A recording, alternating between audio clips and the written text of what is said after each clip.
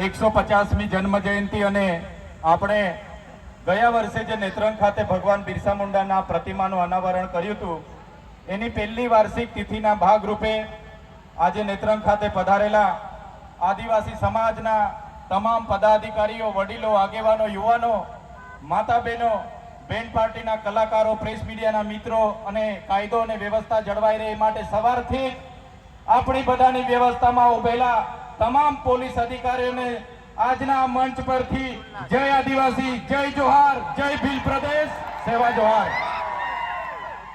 ભગવાન બિરસા મુંડા આજથી 150 વર્ષ પહેલા ધરતી પર ઝારખંડના રાંચીના ખૂટી ગામે એમનો જન્મ થયો। મુંડા પરિવારમાં એમનો જન્મ થયા બાદ માત્ર ખૂબ નાની ઉંમરમાં લગભગ 19 થી 20 વર્ષની ઉંમરમાં એમણે અંગ્રેજોની શાસનને લલકાર્યા। અંગ્રેજી હુકુમત સામે એમણે જંગ પોકાર્યો અને એ જંગમાં તમે વિચાર કરો, તે જમાનામાં રેડિયો નહોતા, ટીવી નહોતા, મોબાઈલ નહોતા, દારૂ ગોળા કે બંદૂક નહોતી, છતાં અંગ્રેજ શાસનને બિરસા મુંડાએ લલકાર્યું અને પાણી યાદ દવડાવી દીધું। એ આપણા બિરસા મુંડા ભગવાન હતા। આજે ભગવાન બિરસા મુંડાને ધરતી આબાનું બિરુદ મળ્યું છે। ધરતી આબા એટલે ધરતીના પિતા। આ બિરસા મુંડાએ સંગઠન કર્યું જે અંગ્રેજ હુકુમત દ્વારા આદિવાસી વિસ્તારોમાં જમીનો પચાવી પાડવામાં આવી, કર વસૂલ કરવામાં આવ્યા। એની સામે એમણે જાહેર એલાન કર્યું। એમણે લોકોને એક સૂત્ર આપ્યું કે રાણીનું રાજ જશે અને આપણું રાજ આવશે। તે વખતે ઇંગ્લેન્ડની રાણીનું રાજ આપણા દેશ પર હતું અને બિરસા મુંડાએ કીધું રાણીનું રાજ જશે, આપણું રાજ આવશે।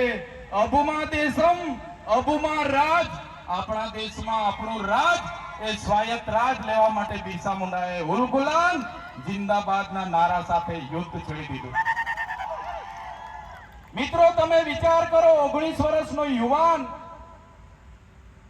દુનિયાની અડધી વસ્તી પર રાજ કરનારી અંગ્રેજી હુકુમત સામે લડ્યો। એની સામે હજારો તીર ધનુષધારી સૈનિકો ઉભા થયા। 1895માં એમને અંગ્રેજી હુકુમતે મિલિટરી બોલાવીને એરેસ્ટ કરવામાં આવ્યા। મિત્રો તે વખતે અંગ્રેજી હુકુમતે બિરસા મુંડાની માહિતી આપનારને 500 રૂપિયાનું ઇનામ જાહેર કર્યું। તે જમાનાના 500 રૂપિયા એટલે આજના 5 કરોડ રૂપિયા થાય।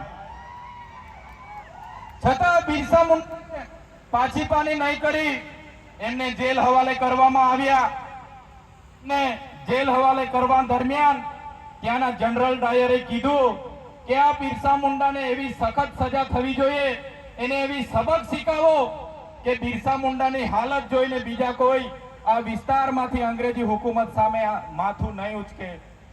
જ્યારે બિરસા મુંડાને સાંકળોમાં, જંજીરોમાં લઈને કોર્ટ તરફ અંગ્રેજી હુકુમતના સૈનિકો જઈ રહ્યા હતા, ત્યારે એમને ખબર પડી તે વિસ્તારના લોકોને કે આજે બિરસા મુંડાને રોડ પરેડ કરાવીને કોર્ટમાં લઈ જવાના છે। ત્યારે તે જમાનામાં કોઈ પણ સંદેશા વ્યવહાર વગર હજારો લોકો રોડ પર ઉમટી પડ્યા અને જે અંગ્રેજોએ ધાર્યું હતું કે બિરસા મુંડાને આપણે આ રીતના સખત સજા કરીને દાખલો બેસાડીએ, તેની સામે હજારો લોકો ઉમટી પડ્યા। ત્યારે બિરસા મુંડાના ચહેરા પર સ્મિત હતું, એમને ખુશી હતી કે આજે હજારો લોકો અમારા સંકલ્પથી જાગેલા છે, અમે મરી પણ જઈશું પણ અમે જીવનો પરવાહ કરીશું નહીં, આદિવાસી માટે લડતા રહીએ। બિરસા મુંડા આજે